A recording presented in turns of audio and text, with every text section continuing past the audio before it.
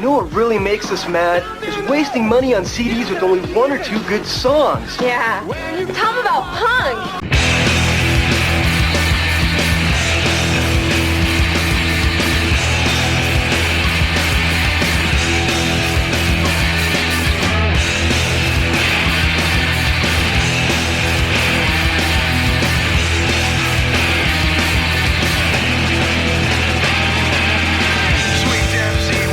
What's up, posers? Welcome to Punk Lotto Pod. I am your co-host, Justin Hensley.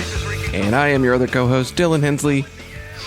And this is the show where we assign our guests a year, and they choose one punk, hardcore, emo, or punk-adjacent album from that year for us to talk about. But we're guestless today. All alone. All by myself. Yep. Yeah, just some guests falling through. Difficult scheduling due to school and work, and our guests have lives outside of doing this podcast. Mm-hmm. And very understandably, this is not the most important thing. No. This is just something fun that we do that sometimes becomes a little more stressful than it should, but then I get in there and actually start recording, and then I'm happy. So, I don't know. Sometimes I overthink it beforehand, but, you know. School's in session, so we might be, like we've said before, we might be on our own a few times the next couple months. We'll see. I'm going to attempt to schedule guests on a regular basis like normal, but if, anything falls through, I'm not going to scramble to try and find a replacement for that spot. It might just be us. Where normally I would just then have tried to find another guest to fill that Zach spot. Yeah. So we generally try to keep some lead time too. So yeah, which we do currently. We fortunately have not had to burn through anything. Still have our one lead episode, so we're good. But you don't care about podcast logistics. Yeah. Just letting you know why you're going to be let down with this episode. Why you can give us a negative review. The good thing is these come out shorter. Yeah. When we're by ourselves. So we stay a little more on task, I think. Yeah. Oh, you might, if you're that kind of listener, you might appreciate these episodes. Who knows? Before we get much further along, you could hear more of us over on the Patreon. For $1, you can get access to all of our bonus audio. I'd buy that for $1. This week's bonus audio is a new little thing we're trying out. It's our little movie corner. We've yet to come up with a title for it. But we are taking a look at the 1984 film Repo Man. Yeah. 3 out of 4 stars, according to Roger Ebert, which was a surprise. I didn't realize that. I read a quote from him where he said, this is just some bonus content for the Patreon now. I read a quote from him that said, when he saw Repo Man, he was at the end of a slog of a bunch of movies in a row. Maybe a film festival, not entirely sure. But he was just not enjoying the movies, and then he got to Repo Man, and he was like, I had so much fun with this movie. So yeah. Yeah, I read that quote. It was he was saying that the movies that he was watching were really cynical and really commercial, and just this was just this weird out there movie that wasn't trying to make money. A little tease for you for the Patreon. Hopefully that entices you. I had a lot of fun recording that. I really like that idea. Mm-hmm. It's pretty easy to do, but it's a little different. Gives us some variety. The episodes don't take too long to record. They should mix down to a pretty short, listenable episode. Mm-hmm. Yeah, just something to give us a clear-cut rotation of Patreon content as well, too. That way we're not I guess we'll do another chart. Which it's good that we did something different, because usually when we're by ourselves, we spend a little more time on the charts. So yeah. This might be a good segue into that. Perfect. Yeah. So normally we assign our guests a year. So this time we just looked at the years that we haven't covered a million times And it came up with 1984. It's a year that we have only discussed twice before. Not entirely. Maybe more than once. But yeah, 1984. I think the biggest record we did from that year was... Oh, well, we did do Double Nickels on the Dime on Spinning Out by the Minutemen. But we also did Black Flag's Slip It In. With our good friend Anne. That was a great episode. I remember that episode. Very fun episode. So those are probably the most prominent records from this year that we have talked about before. We notoriously discussed Gone Fishing by Flipper early on by ourselves. Mm-hmm. Which led to probably more negative reviews than we would have liked, but it's weirdly that it was the source of a lot of our negative reviews early on. But yeah, 1984, what's the big deal with that year? What's the deal with George Orwell? 84. Couple of Smiths albums. Fuck Morrissey. Yeah, 2 Smiths albums. Come on. They don't both need to be at the top. It's also the year of the double album, because not only was Double Nickels on the Dime that year, but Zen Arcade came out that year. Yep. The overwrought punk opera, and then the parody of said. Love both of those records. Mm-hmm. Some of my favorite records of all time. Here's another 2. It's weird that they're pairing perfectly. The Replacements released Let It Be, and REM released Reckoning. Both kind of important records for alternative rock in the 80s here. I feel like you could make a case for 84 as being sort of the year 1 for alternative rock. There's definitely a big spike from the previous year. It just kind of doubles in terms of output. Mm-hmm.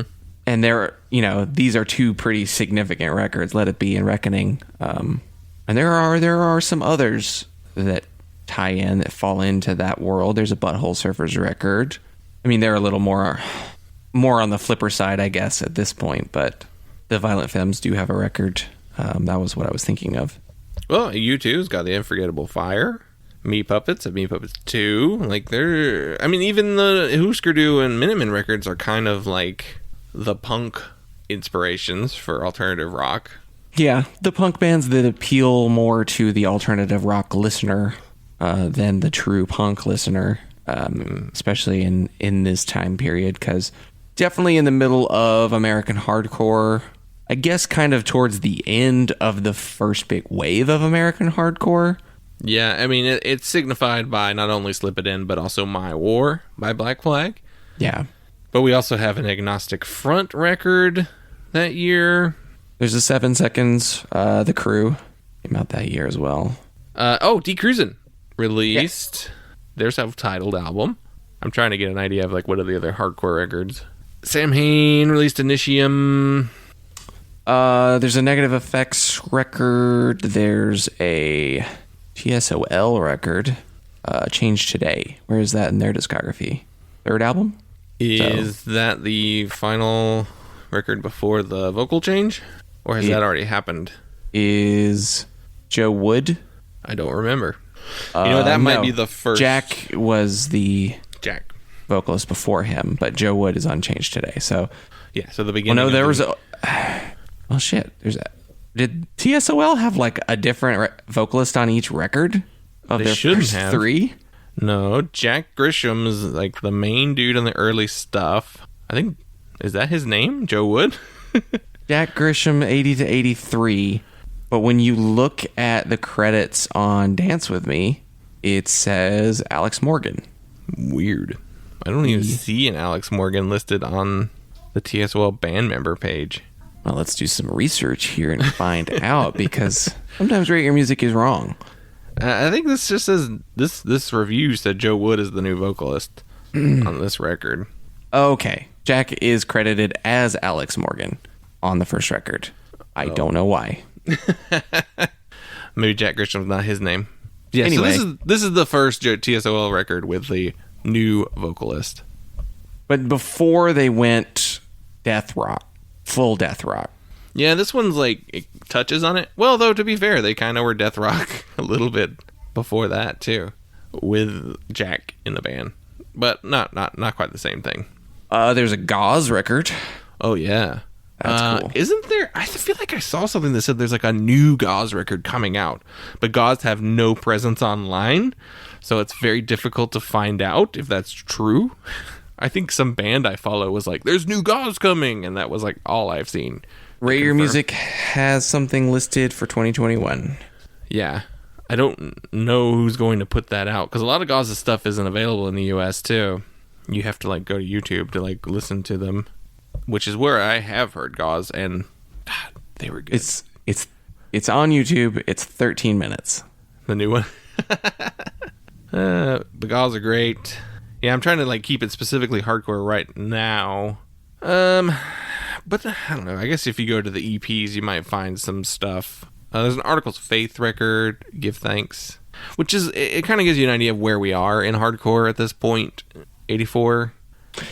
Yeah. Battalion of Saints, Second Coming. Like, it's just like the Midwest bands are getting their come up. The big names are doing weird stuff. Or done entirely. Mm-hmm.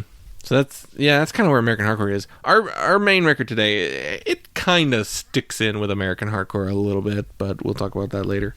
If you look at more post-punk or gothic-inspired stuff, it's kind of a big year. Echo of the Bunnymen released Ocean Rain. Nick Cave and the Bad Seeds released From Her to Eternity. The Cure released The Top. Dead Can Dance. Psychedelic Furs released Mirror Moves. Susie and the Banshees released Hyena. XTC released The Big Express. What else do we have? We got some... The Cult released Dreamtime. There's an Orange Juice record. 84 is... It's a top-heavy year, meaning that like the second you get away from the most well-known records, you're like, who's Section 25? The Alarm were kind of popular. You know, like that's where you wind up. Yeah, you're like, well, I guess I'll listen to this Let's Active record. Which Let's Active record is that? It's the first one, Cypress. Nice. I listened to, not too long ago, the Big Plans for Everybody, which is the 86 record. Mm-hmm. God, they were good. Yeah. Like, really good. I don't know how much of that is just me going, well, they're kind of a North Carolina thing, so they're like, I got a little bit of pride in them being like a lesser known band, but like, there's Superchunk were definitely fans of Let's Active. Oh yeah, for sure. Which we knew this already because they covered a Let's Active song. The one time we saw them in Winston, because Let's Active were a Winston band, which is, there's not a lot of those. They're like the one. Yeah. Didn't someone from Let's Active record like the first REM EP in Winston? Mitch Easter. I think Mitch Easter recorded that, yeah. Yeah.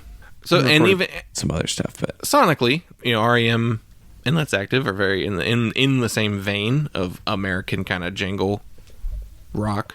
Yeah, Let's Active they're kind of in between, and I guess that's kind of why they get lost a little bit, because they're sort of in between new wave and power pop, and then like what would be known as alternative rock, but they don't have quite the same sensibilities as like an REM, but they're definitely like close. Yeah, with some really just like fantastic melodies on those records too. Like, there's something to sing along with on their records, which is really, really cool. We've got a really early Shonen Knife record, like their third record. In their early, more twee sounding days, I think. I hopped over to EPs to see if there was anything like really big that would be worth noticing, but it's not even really that strong for EPs. Like, it's kind of, I don't know, it's not a strong period for short records. Like, the coolest or most unique thing I see, the Misfits released Die Die My Darling, the 7-inch, which they had already broken up. And there's like Reagan Youth anthems for the New Order. Like, but other than that, it's just like, there's a Flaming Lips EP, there's a Poison Idea EP, but like nothing big. The second The second Poison Idea EP came out. This is before they have any albums. I think their first album's 86. That's probably a significant one just because of where it is in their discography. What did you mentioned that you had taken a look at the overall charts? Is there anything worth looking at over there that's not exclusively punk? I mean, we can take a peek at it just for the broader picture. I mean, the big stuff that immediately comes to mind for me are like Purple Rain, Born in the USA. I mean, those are massive records. Ride the Lightning. I actually listened to that this week because I was like, I had time to kill. It was kind of funny. It felt like an updated opening scene to Gummo kind of thing. I was riding a electric scooter listening to Ride the Lightning, just like bobbing my head like, yeah, singing along. Fun record, actually. It's pretty good. I think I could get into some early Metallica. Too much acoustic stuff, but yeah. Which that's who we just figured out, right? Like we figured out that Metallica is the acoustic introduction to hardcore. That they were just all Ride the Lightning fans. Yeah, all big Metallica fans. There's lots of acoustic stuff in Metallica. Yeah, I mean, there's other stuff that you could talk about in terms of metal, and like there's the self-titled Battery. So there's your real early black metal. We got 1984 by Van Halen. Right. This one probably should. There's some stuff that probably should show up on the punk charts, or at least it's very relevant to, I think, punk and alternative listeners. Treasure by Cocteau Twins. Mm-hmm. Normally they do show up. It's funny that they're not here. Yeah. There was there's a Talk record. It's My Life. That's like the biggest pop Talk record. There's a Depeche Mode record, Some Great Reward. I'm sure there's a single on there that you know. People Are People and Blasphemous Rumors are the biggest songs on there. I don't know them by name, but I bet you they're ones that you recognize. We didn't talk about this at all. They do show up on the punk charts, but the self-titled Red Hot Chili Peppers record came out really funny this week. I was looking at, so the restaurant that I work at is in an art gallery, is in the building that has an art gallery. So we have a lot of art, and we have a lot of people are VIPs at our restaurant because they're involved with the gallery. And one of the VIP appointments this week was Flea from the Red Hot Chili Peppers, because he does some painting and is just involved with arts in LA in general. But it's funny, like new wave comes from punk and post-punk, and like it seems like you'd think that it would fall under that umbrella, but very often it doesn't for whatever reason. I'd say some noteworthy records would be Alphaville, Forever Young, which, Forever Young by Alphaville. We also have Frankie Goes to Hollywood, Welcome to the Pleasure Dome. I guess, is it because they're so dancey that maybe that's how they... Well, like the UK new wave kind of stuff, the more new romantic type stuff, I think sonically is more distinct from punk. But like here's the Pretenders have a record, Learning to Crawl, which should definitely be on the punk charts because the Pretenders are directly influenced by punk and by proto-punk, the same stuff that influenced punk. But even still, though, like the new romantic stuff is, I feel like that's just as much an extension of post-punk. Mm-hmm. So I don't know. I feel like there are definitely, I could see it being a kind of a case-by-case thing, because there's definitely an argument to be made that like a lot of new wave and the really poppy stuff has it's gone so far towards pop that it really is distinctly different. That's true, because especially when you consider how pop continued to evolve. Pop is weird because pop really just means popular, poppy, upbeat and catchy. That's kind of really what that means.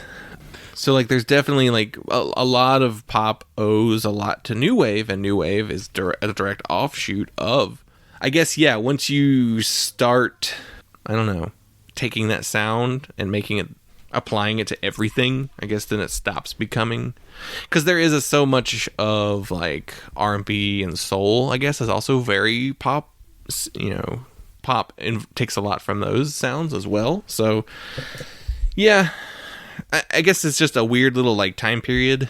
Yeah. And this is, I mean, like 82 to 84, this really is kind of like a pretty distinct branching off point of like the more new romantic stuff going further and further towards like the sophistopop, R&B and soul influence stuff, and then like the more guitar based new wave trending towards jangle pop. I mean, there's like the two Smiths records that we mentioned. There's like two Felt records in 84. But looking further, I see like a Stranglers record, and I see an NXS record, and I see a Devo record. Devo's Shout came out that year.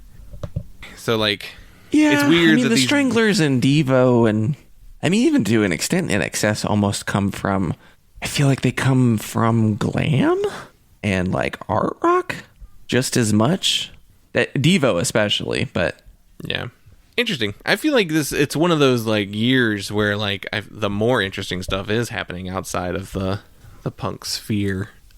Yeah. I mean, anyway, I feel like new wave and alternative rock are both genre terms that make more sense in the few years shortly after they're coined as market terms rather than like distinct genres, but they're more consistent and compact in those few years because it was just those musicians were all doing those kinds of things. And then as those artists move forward, and then as that term gets applied broader and broader and further out, the less sense it really makes to include all of these things as one genre of music. But I think we spent enough time on the charts, so let's just move over to our record we're talking about today. So we picked 1984, and we had to use the old random rubric to give us a decision on what to talk about. And we are talking about Naked Raygun's Throb Throb.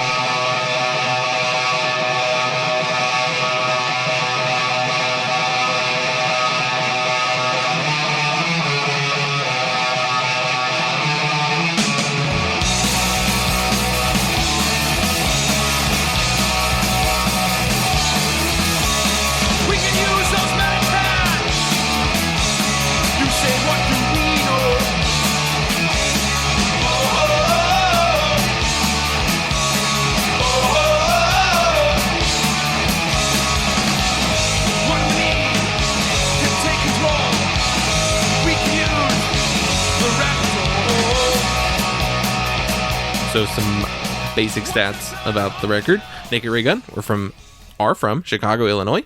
They existed from 1980 to 1992 and have since reunited off and on. They are currently in the on phase because they released a brand new record this year. This record was released on Homestead Records, which is an imprint of Dutch East India Trading Records, whatever that is. And it was also reissued on Quarter Stick and Haunted Town Records later. This is their first full-length album. They did release the Basement Screams 12-inch the year before, but it's ultimately still an EP. I think the band even viewed it as one. And the personnel on this album is Jeff Pizzotti on vocals, John Haggerty on guitar, Camilo Gonzalez on bass, and John Colau on drums. And I have a few other things that I'll save for later, but I didn't realize Santiago doesn't play on this. He does not. Yeah, Santiago left this band to go focus on Big Black, which Jeff was also a member of. Yeah.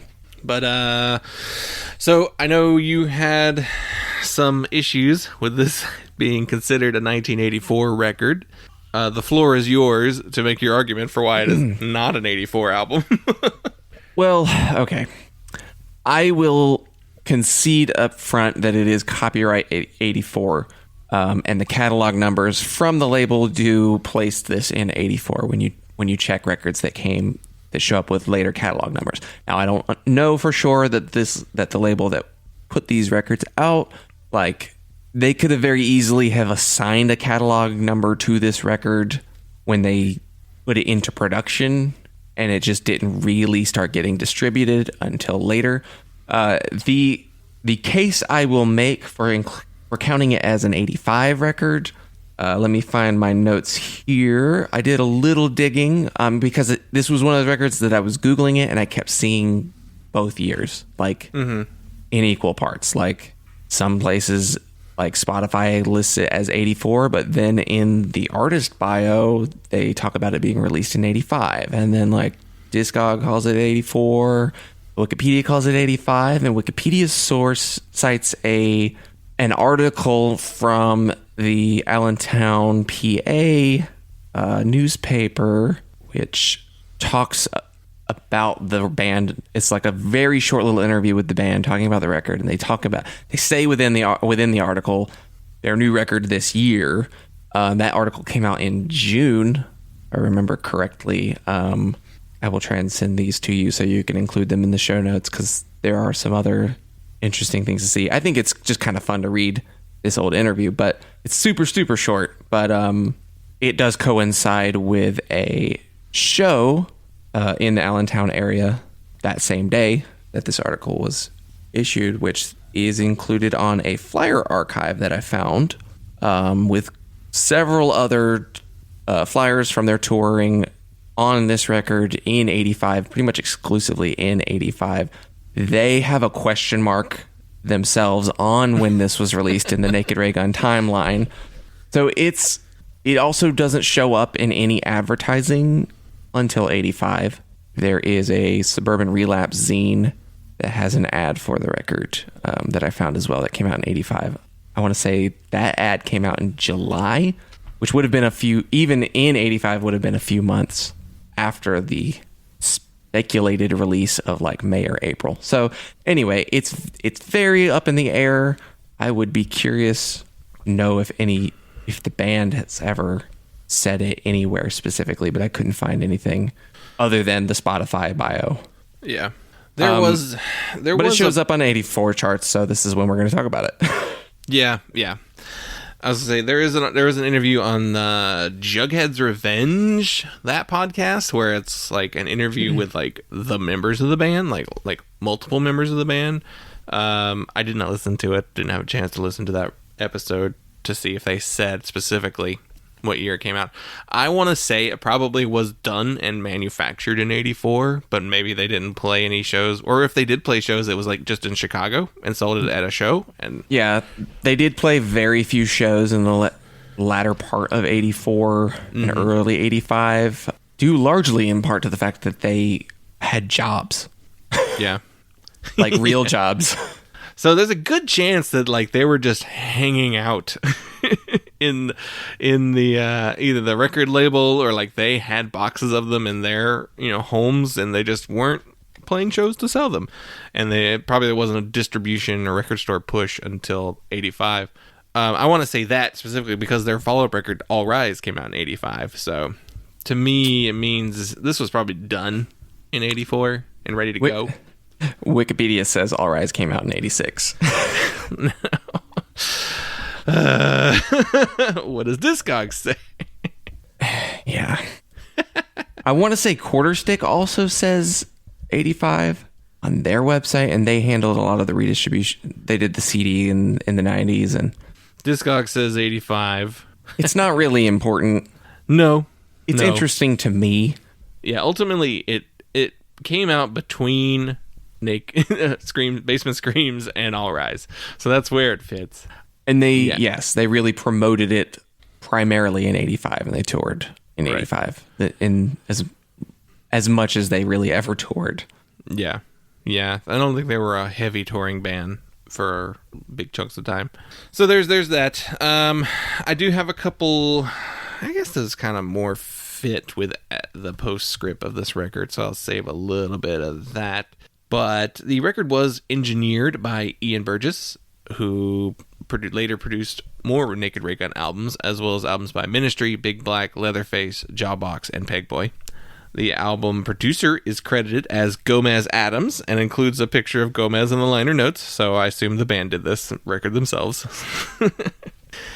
Homestead also released albums by Sonic Youth, Dinosaur Jr., Nick Cave, and Big Black. So like there were kind of that like proto sub pop, I guess, at this point. But yeah, Naked Raygun. This is their very, very first record. So what are your preconceived notions, feelings about Naked Raygun or this album in particular before you start listening to it for this week's episode? It's probably the least familiar to me among their like classic records, I guess. I haven't spent a lot of time with it. I've definitely listened to it in the past, and my previous recollection of it was that I thought of it as pretty good, okay. I would upgrade that now to really good. And I don't, maybe that's just from like having listened to Naked Raygun a little bit more in the last few years, since whenever the last time I really listened to this record, and have just come to really appreciate what they do, where they fall in terms of like the context of punk in the 80s too, has I think played a lot into my impression of all of their records. So because this is one of the few records from 84 and probably even 85 that you could actually just say punk rock. Like you don't really need to attach many other genre terms to it because it's not really hardcore, but you can see the hardcore influence, and it's not really post-hardcore or post-punk, but you can see that influence too. And like, yeah, you can tie it to Husker Du and you can tie it to Big Black, but at the end of the day, the songs themselves are pretty standard, like 4-chord punk with strong melodies. And if that's not just the definition of punk rock, then I don't know what is. I mean, other than like the ethos of punk rock, but yeah. Yeah, Naked Raygun are a band that I'm pretty familiar with already. I have listened to Throb Throb before getting ready for this episode, so like it was already on my radar. I want to say, I can't remember if we included Jettison in the 100 and 100. I want to say maybe, yes, probably, but I'm not 100% sure at this point without going back and checking. But I'd say Jettison and All Rise are probably two of the greatest like punk records of the 80s, hands down. So like they do have some material that I don't like at all, like specifically Basement Screams. It's just too rough. It's way too rough for me to enjoy. Raygun, Naked Raygun, it's fine. Understand, I would say it's probably a good record. Before revisiting this album, I did consider Throb Throb one of the ones I liked the least. I would probably pick Understand and Raygun, Naked Raygun before I would choose this album to listen to. So my memory of it is this album is really rough sounding, and re-listening to it kind of confirms that it is still pretty rough around the edges. I think the songwriting isn't 100% there yet, where they would go with All Rise and Jettison. They do a lot of things on this record that I outright dislike. There's a couple songs I just could not stand. But Naked Raygun are a band that I kind of worked my way backwards into as well, too. Like I saw The Bomb live at Fest before I ever heard any Naked Raygun albums, which Jeff fronted The Bomb as well. Fronts The Bomb. They're weird, like semi-active, not active band. But so like I did work my way through the discography of Naked Raygun, and ultimately coming back to it, it is better than I remembered thinking about how it sounded before.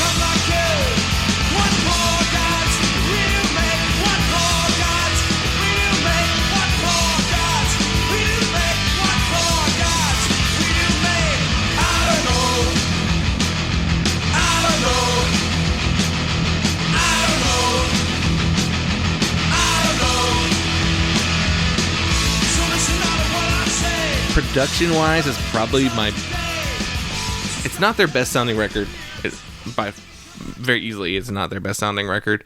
The guitar basically just lives in that left channel for most of the record. Yeah, so it's not a good mix. It's not really a very good production. It doesn't have the charm and appeal of the low quality production of like Double Nickels or Zen Arcade. I think mostly because it sounds like it was recorded primarily through overdubbing. It doesn't sound so much like they recorded these songs live the way most punk bands and hardcore bands would have done at this time. It does sound like they kind of like laid down tracks and then overdubbed parts, and it wasn't mixed well, and so it feels just a little bit loose structurally because of that. That to me is the biggest problem. Yeah. The guitar, yeah, it's not recorded that... Yeah, I guess it is the mix issue, because like when the guitar is going, it really drowns out the bass work. Like you really can't hear the bass work at all, which then in those spots in some of these songs where the bass gets to kind of like have the solo, or it's just like the bass and the drum, like he's doing some really good stuff bass wise. Like he's a really talented bass player. And I was actually reading a little bit too about Camilo. Steve Albini called Camilo the first Cuban punk rocker in Chicago, and Camilo is also credited as being the originator for Albini's bass sound. Like the Albini bass sound is Camilo's sound originally. That makes sense. Yeah. And especially this record does, the Albini connection is really, really obvious on this record. Mm-hmm. And it's their influence on Albini, definitely. But yeah, this has a little bit more of like an angular and kind of like sort of gross feeling, especially some of these songs. Yeah. Like John Haggerty's guitar tone it's definitely sounded better, but it is unmistakably his tone is all over this record. I cannot remember what Basement Screams really sounds like guitar wise. My guess is it's not the Naked Raygun sound, because John Haggerty's guitar work is very much his unique style that he then would carry on into Pegboy when he left Naked Raygun. So like I very much attribute John Haggerty's guitar work to the Chicago punk rock sound, especially late 80s, the 80s and like 90s as well. I just wish it just sounded a little better, because it is one of the standouts. Though that being said, Jeff's vocals are the thing you come to Naked Raygun to really hear. His style of singing is this like very melodic, strong, kind of like powerful voice. I'd put him up there with one of the better like punk singers to come out of the American scene in the 80s, especially. You know, everybody used to say Danzig was like one of the better like singers, true singers of the era, and Jeff, I feel like kind of gets there too. Yeah, I mean it's like him and John Doe. Mm-hmm. Which John Doe's almost cheating because he came into punk after he was already playing music, you know? Yeah, he really did like learn to sing properly.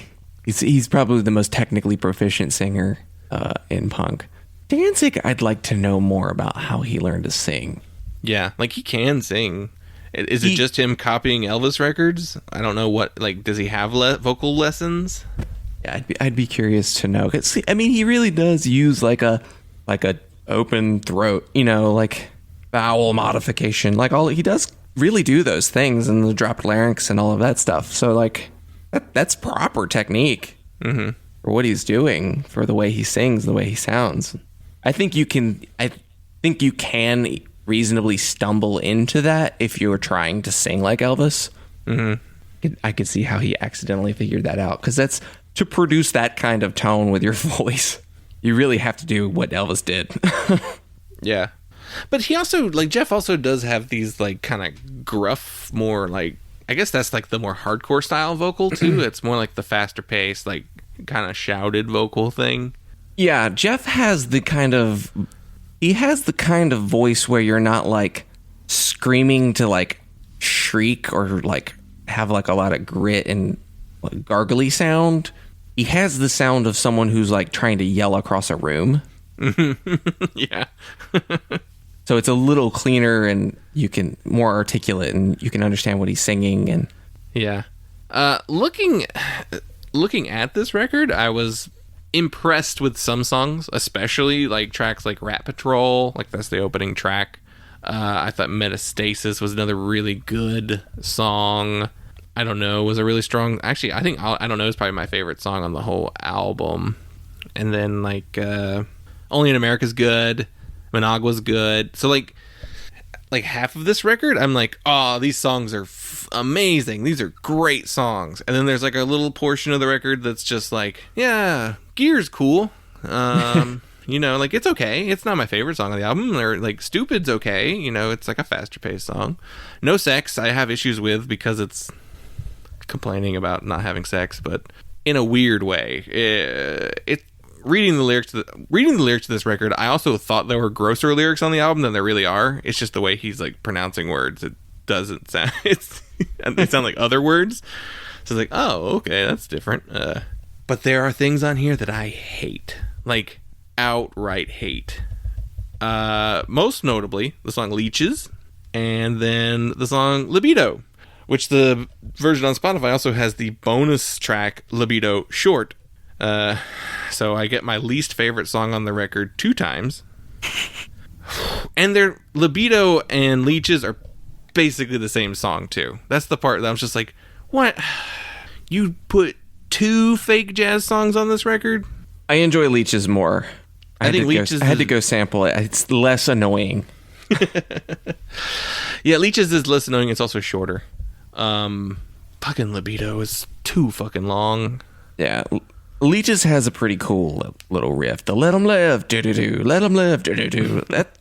That works. I think overall the song isn't great, but my libido is low.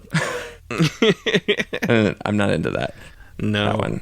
So like I actively disliked those 2 songs so much that it like really downgrades the album for me. And then like those middling tracks that are like, they're not, I wouldn't say they're bad songs. Like Roller Queen, I don't think it's really a bad song. And like, they just don't have the hook of the best songs. Yeah. So they feel a little more like filler. They don't stand out. And then there's literal filler like On. Yeah. Which is a backwards track. I was curious what the backwards track sounded like, so I threw it in Audacity and reversed it. It's dumb too.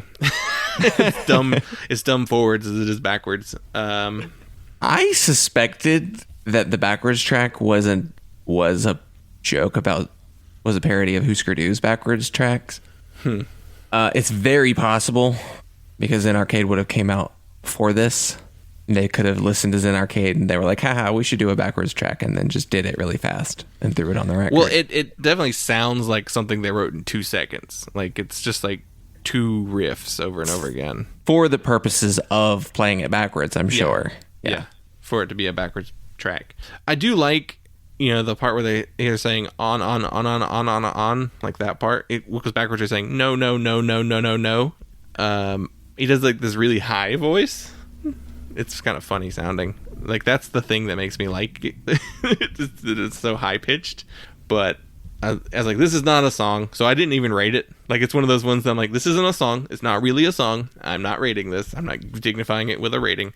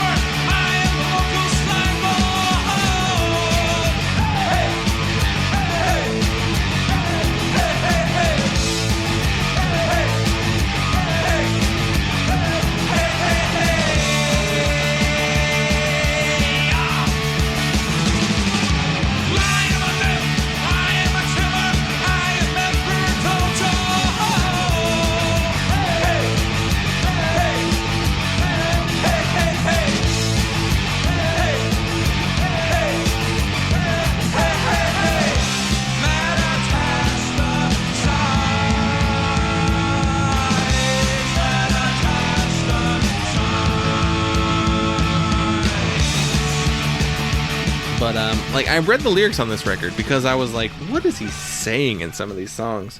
And it turns out like, oh, it's like really smart stuff on most of these songs. Yeah, I mean, and I figured as much, like considering the lyrics that do stand out to me are really smart sounding. Mm-hmm. So I figured some of the stuff that I'm like, what's he singing about? Is a little more mature and thoughtful. They're very political songs. I didn't realize, I don't know why I didn't realize this, but they're very military as a subject of their criticisms.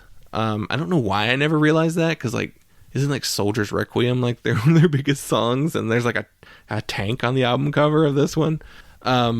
So I there's someone on Genius has like written like notes to the albums. I'm not sure who it is, and the notes sound smarter than you would necessarily be able to pick out of the song itself from its lyrics, but I could see being the real, it's probably what it really is. But Jeff probably sat there and typed them all. So Rat Patrol is about how Westerners are always interfering in Middle Eastern nations and how it repeats over and over again. Surf Combat has a line in it that says Muscle Beach is now Porkchop Hill, referring to the turning like Venice Beach, Muscle Beach into bomb victims. But the Genius note says that this refers to the Ramboification of war movies. I was like, oh, okay, I see that. Gear is about paramilitary survivalist types who like load up on weapons, and like the song is kind of joking, like I've got a nuclear reactor, I've got all these like special like weapons that no one could actually own themselves, but how survivalists are always trying to get their hands on stuff. Only in America is kind of like a general like anti-Reagan, anti-capitalist song. Managua is specifically about Nicaragua and the Contras. Mm-hmm. So like it's pretty political, pretty heavily political, and like critical in a way that not as corny and dated as the Dead Kennedys political lyrics can be. He's not trying to be as funny with his political stuff, which there is some humor in them. Yeah, I mean they're seem to be pretty leftist. A lot of the same political thought as like the Minutemen.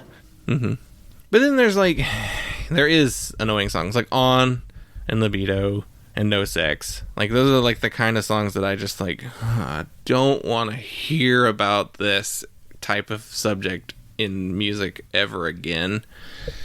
Straight men's sex lives. I have no interest in hearing songs about that ever again. Yeah.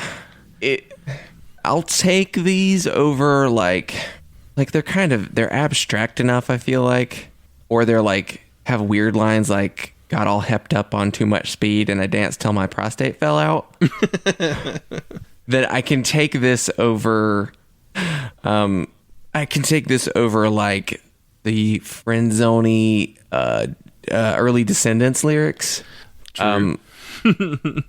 Notably, I did listen to Miley Goes to College this week as well, which maybe will probably show up on our Patreon 5x5 at some point, so I'll save most of my thoughts for that, but it's like, woof. Some of those lyrics did not age. Oh, yeah, yeah. So some of these aren't great, but they're a little more artistic, or at least a little bit funny. Yeah. Yeah, I mean, Libido is about not having a libido. Like, that's kind of the whole point of that song, but... Yeah. I mean, they were older guys in a band at this point too. So I wanted to list off this article. That Allentown newspaper article actually lists all of their jobs that they had at this time. I couldn't find them listed anywhere else, so I did want to talk about that because they were like real jobs, like full time. John Haggerty worked for the Australian consulate in Chicago. Whoa. Camilla was a graphics artist, or worked for a graphics art company. Eric had a retail store job, so his was probably like the most flexible. Yeah. Jeff has a degree in mechanical engineering, and he worked for an industrial AC and heating firm. So that definitely kept him pretty busy. Yeah. And plus they're a Midwest band, so Midwestern bands too didn't quite have the same hype going into them too. I feel like Naked Raygun were more of a big deal in Chicago, and they're one of those bands that got more popular over time due to word of mouth and like getting, not so much like because people saw them live. It's just those records getting out and people are like, whoa, this is good. Probably with the Big Black connection, the Steve Albini blowing up, and yeah, it's hard to say like what did the average punk think about Naked Raygun in 1984 and 85? Probably not much. If most probably hadn't even heard of them yet at that point.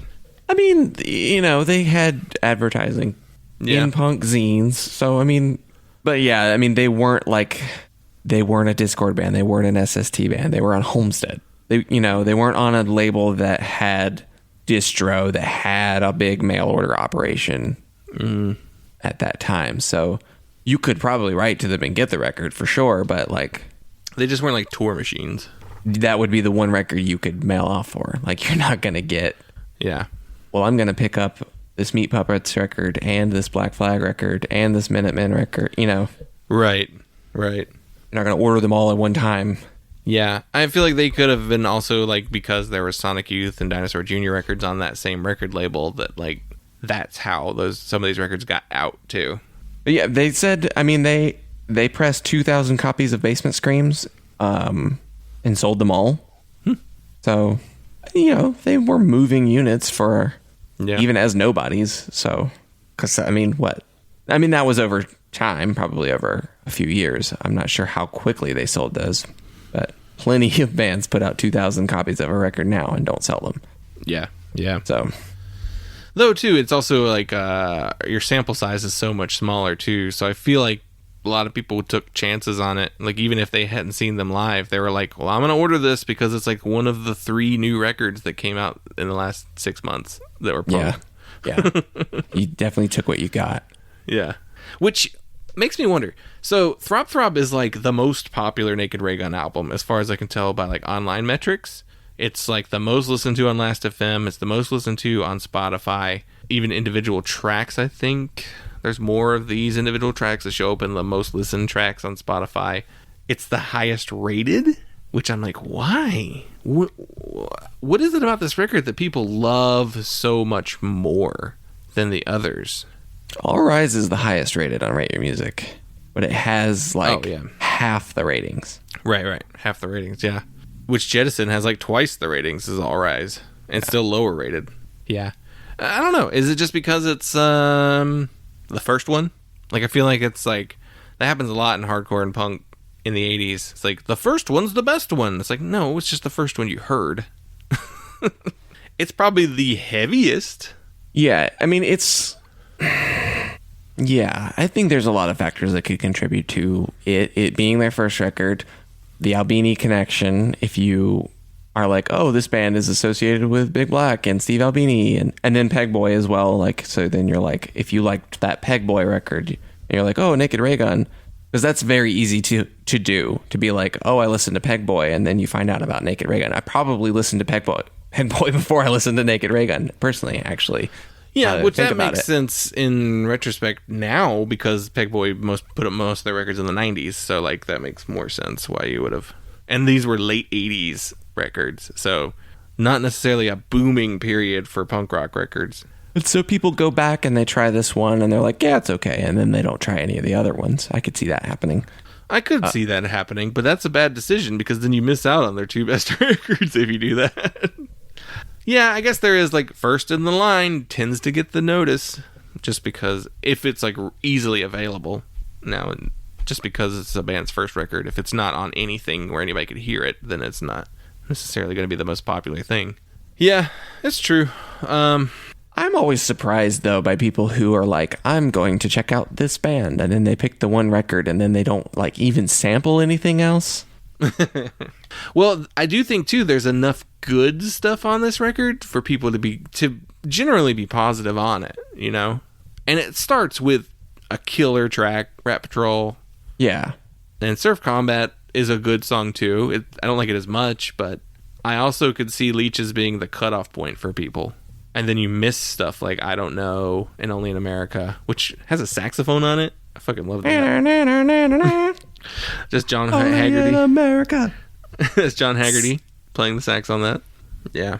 I've got a few other little things post Naked Raygun. They of course released multiple records after this point.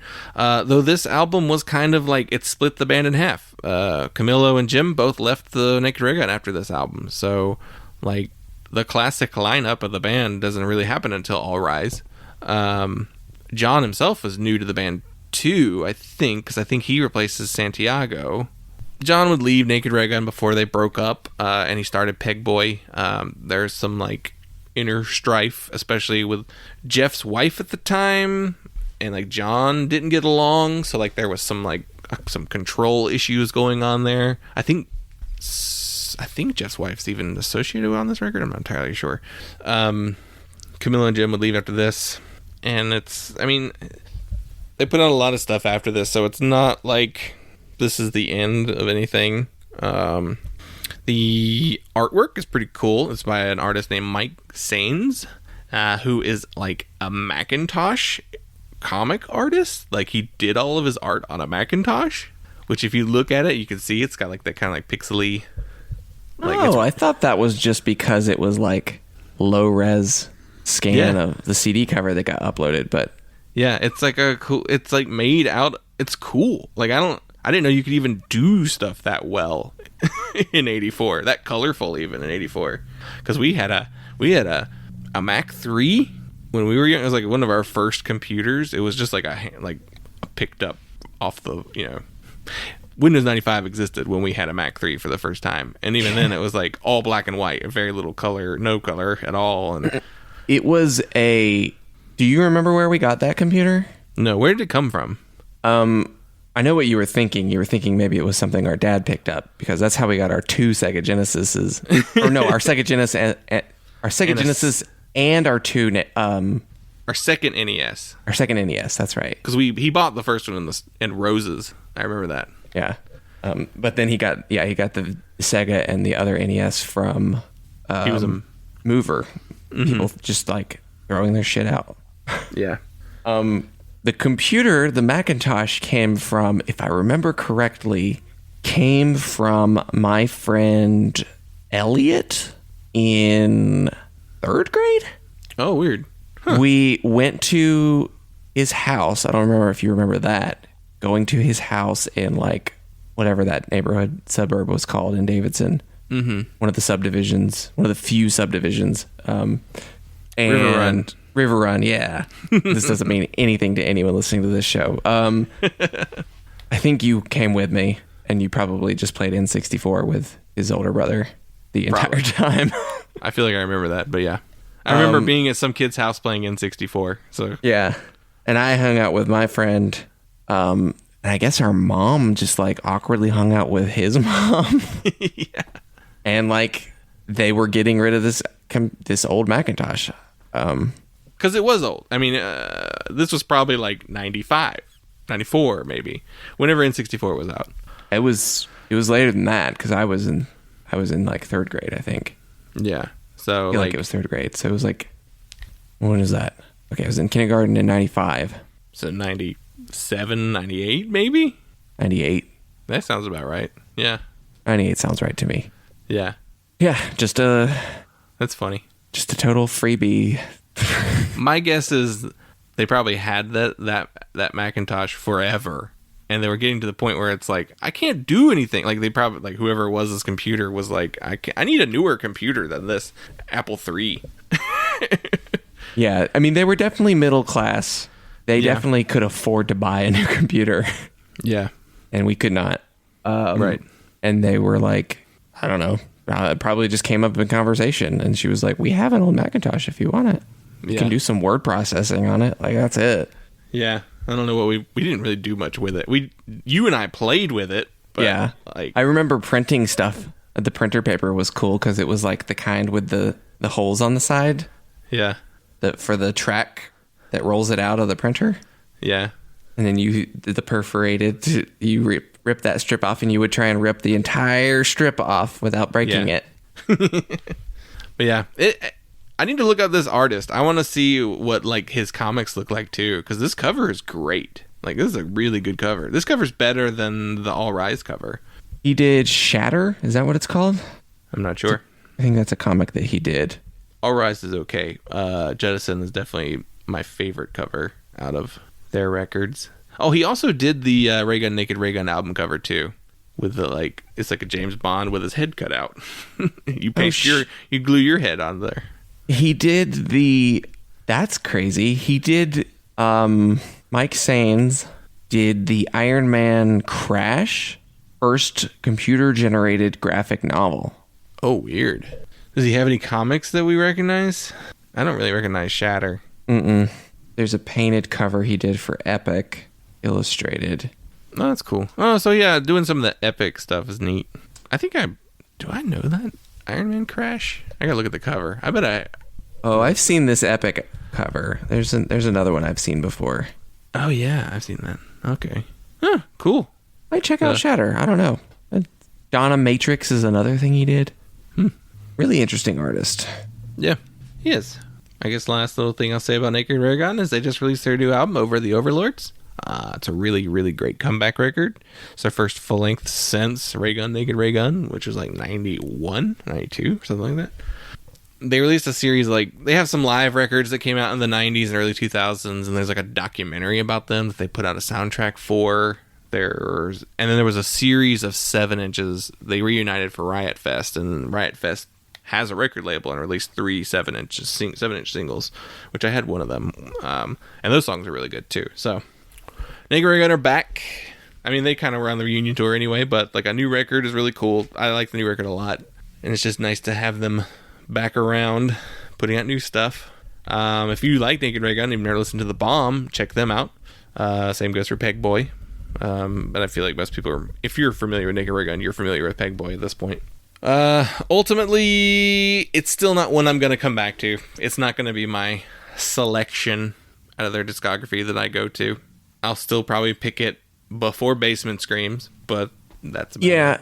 I think any other time I listen to this record, I'll probably just skip some tracks, but because I think the great songs here are great and worth really coming are. back to.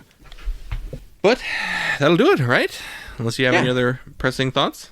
Nope. I didn't really make any notes other than my release date question. Well, cool. You can follow us on all forms of social media, Instagram, Facebook, Twitter, at PunkLottoPod. We have an email address, is punklottopod@gmail.com. A voicemail line, 202-688-PUNK. A Patreon, patreon.com/punklottopod. And a Substack, or punklottopod.substack.com. That should be everything. Give us a rating on iTunes. Follow us, subscribe, all that good stuff.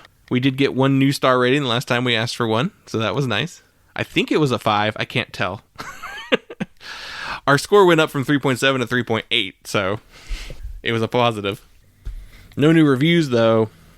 We need some of those. All right. We pestered you enough. Yep. Thank you for listening to us ramble a little bit.